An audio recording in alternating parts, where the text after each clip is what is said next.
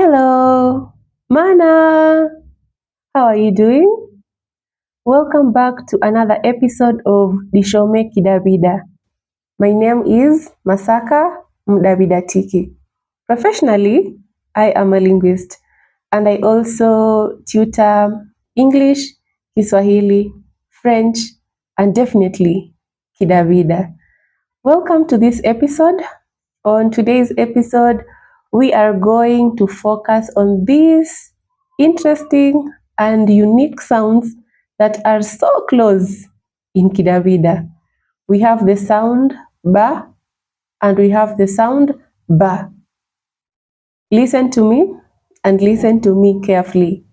We have ba, be, bi, bo, bu. And then we have ba, be, bi, bo, bu. Have you gotten the difference? We have ba and we have ba. Now, these sounds are not found in all the Taita dialects. They are only found in some of our dialects, and mine is one of the dialects. So you will have the sound ba in some instances, and you will have the sound ba. For you to understand this clearly and in a simplified manner, I have prepared what we call minimal pairs in linguistics. So I have prepared 4 minimal pairs, which I will explain in detail so that you can understand exactly what I mean when I say ba and ba. So what is this minimal pair? A minimal pair is a pair of words with only a difference of one element. And because of that one element, the two words give a totally different meanings. The two different sounds cannot be used interchangeably, because if you do that, you will distort the intended meaning of the word. So I have prepared 4 minimal pairs, and these are the minimal pairs that I have prepared for today's episode. We have bula and bula. By the way, if you see me looking off the screen a little bit, don't you worry. I'm just referring to the notes that I've prepared for this episode. So the first minimal pair that I have prepared is bula versus bula. And then we have beer versus beer. Okay? The third one, we have boa versus boa. And finally, we have boli versus boli. You got the words? Bula versus bula. Beer versus beer. Boa versus boa. And finally, boli versus boli. Now let's go to each pair at a time. So let's start with the first one. That is bula versus bula. Bula means to beat someone, kuchapa mtu. Okay? And on the other hand, bula means to cover.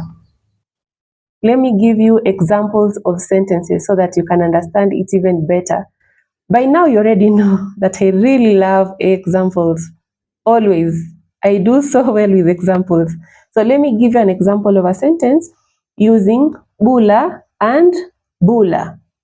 The first one, kwa kikwa bula mwana. Kwa kikwa bula mwana. That means, why have you beaten the baby? Kwa nini umechapa mtoto? That's the meaning of the sentence. Then the other one, bula ivovindo. Bula ivovindo. That means cover the food.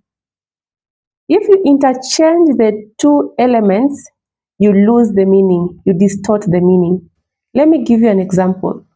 If you say, kwa kikwa bula mwana, that would mean, why have you covered the baby. It has a meaning, but that was not the intended meaning. Then if you interchange the second one and say bula hivyo vindo, it loses meaning. That has got no meaning in Kidawida. Bula hivyo vindo doesn't make sense. You cannot beat the food. Haina maana kabisa. So you see, it is very important for you to get the difference of the two sounds, where to use ba and where to use ba. Let's go to the second pair, the minimal pair. We have bia versus bia. Bia means to be harsh, kuwa mkali, mtu mkali yani. Then we have beer. Beer is beer, the alcoholic drink. Let me give you sentences. Umwalimu obiashu. Umwalimu obiashu. That means this teacher is very harsh. The second sentence, sikunde beer nekunda maji. What does that mean? I don't want to take beer. I want to take water. Sikunde beer nekunda maji. So if you interchange the two words, you say beer instead of beer or beer instead of beer, you distort the meaning completely. Let's go to the third example. We have boa and boa. Boa is mostly used when we are referring to the freshly harvested beans. The freshly harvested beans that have not dried. And we call that mungulu wa boa. So that is used for the freshly harvested beans that have not yet dried. Mungulu wa boa. That is boa. Then boa means to be good. And it can be used on all the different noun classes. You can say iboie, jiboie, riboie, viboie, etc. Now let me give you examples of sentences using the minimal pairs. We have the first sentence, Linu dabeja mungulu wa boa na chapati. Linu dabeja mungulu wa boa na chapati. That means today we are eating the freshly harvested beans that have not dried with chapati. Right? Then the second sentence, ujamwai oka na ngolo iboie. Ujamwai oka na ngolo iboie. That translates to, that lady is good-hearted. Yule msichana ana roho nzuri. That is the meaning. If you interchange the two, you lose the meanings. The last minimal pair that I have is boli versus boli. Boli is usually used to refer to football. And boli, on the other side, is a name of a person and specifically a male. Examples of sentences, we have vadavana vabeguva boli. Vadavana vabeguva boli. That means the boys are watching football. Let's now use boli in a sentence. Boli wavenywa mariva. Boli wavenywa mariva. That means boli is taking milk.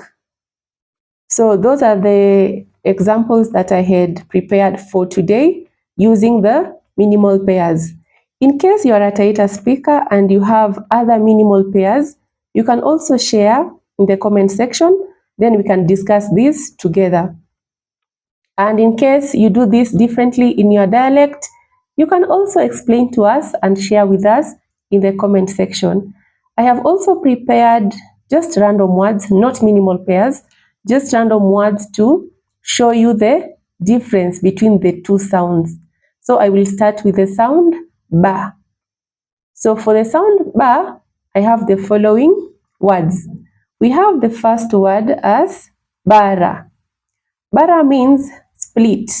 Of course, the infinitive verb is kubara. which means to split.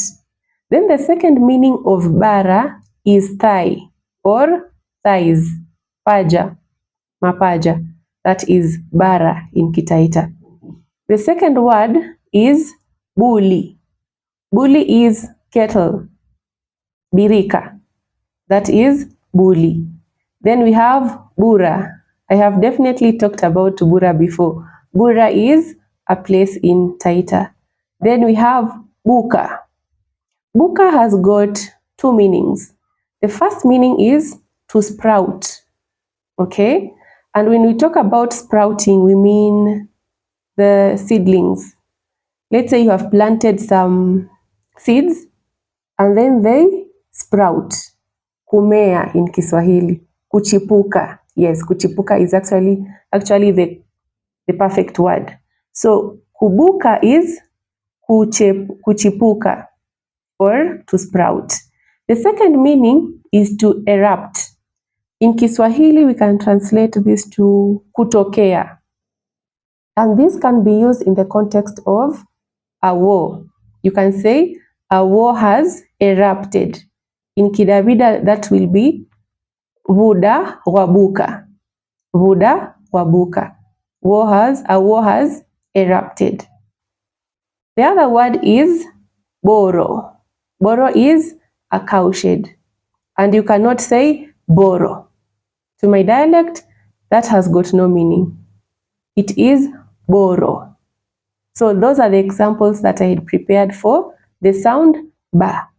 Now let's shift to the sound ba. We have buduka. Buduka means fall. Comes from the verb kubuduka, which means to fall.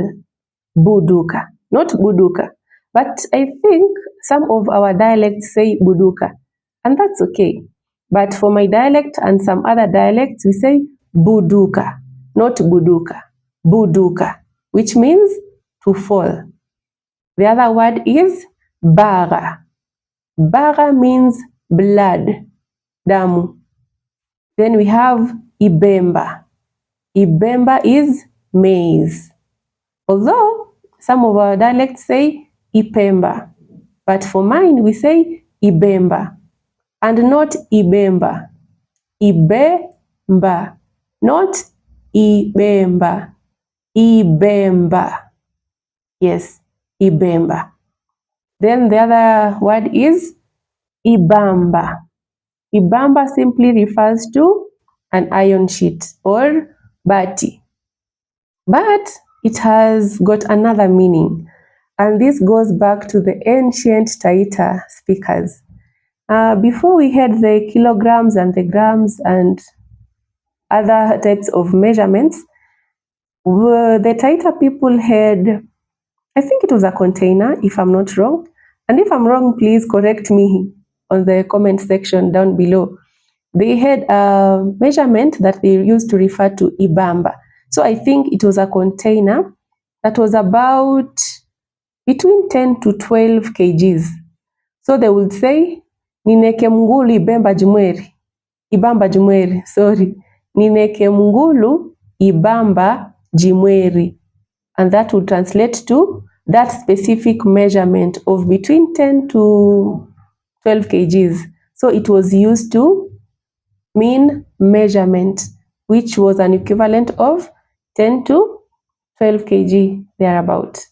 The final word for the sound ba is abo. This is a very common word in Taita. Abo, vele abo, wasindamana. So abo refers to, it's actually a contemporary of somebody's father. It is a word that is used to refer to just the male figures around the community.